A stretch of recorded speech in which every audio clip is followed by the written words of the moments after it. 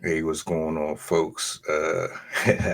This is the first review that I've done on this channel, and what a way to kick it off with a franchise that's been around since even before I was born. Um, so many transitions between Terminator 1 always a Genesis.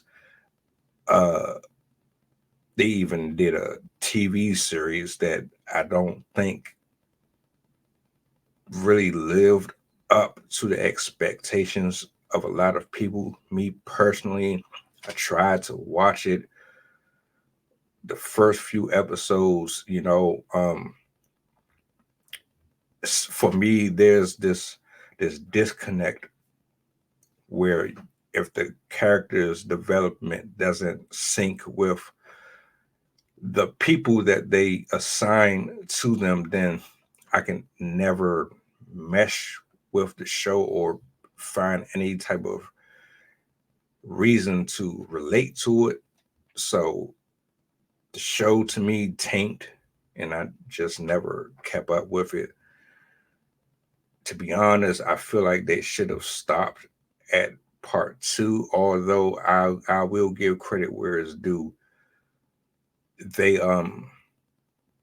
did some good things with Genesis and all of the other extended versions of part 1, right? I wish that we could have got the original John Connor back, but I know he had some things happening in his life that just took him out of the field altogether. But it would have made the films more authentic to me. Neither here nor there. I digress. Some people like some of the extras. I only could say maybe a couple of them I was on board with, but this review right here is for Terminator Zero, which is actually an animated series. There's only 8 parts to it, and I guess they did this to test out whether or not it would be good enough to return back to Netflix. Initially, when I saw the trailer for it, I wasn't really sold on it because they have a habit of slaughtering these renditions of movies and shows. So I wasn't really convinced yet. And then something that said, let me go ahead and sit down and watch it. And actually, got to be honest, if I'm rating it on a scale of 1 to 10, 1 being horrible, 10 being awesome, I would give this a solid 7.5, maybe an 8, 7.5, definitely.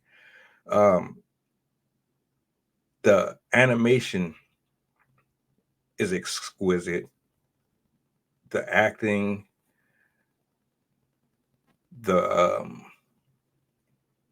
relationships between the characters in the movie were pretty solid. I didn't see any gaps.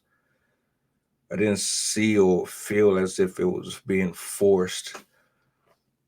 Uh, what I like about it is that it still had the Terminator feel to it. It overly wasn't overly forced with, like having all of these weapons and like in the movie where they could just be completely indestructible. And with this particular Terminator that was in the movie pursuing the guy, he was simplistic, but he was definitely badass, especially if you haven't seen it.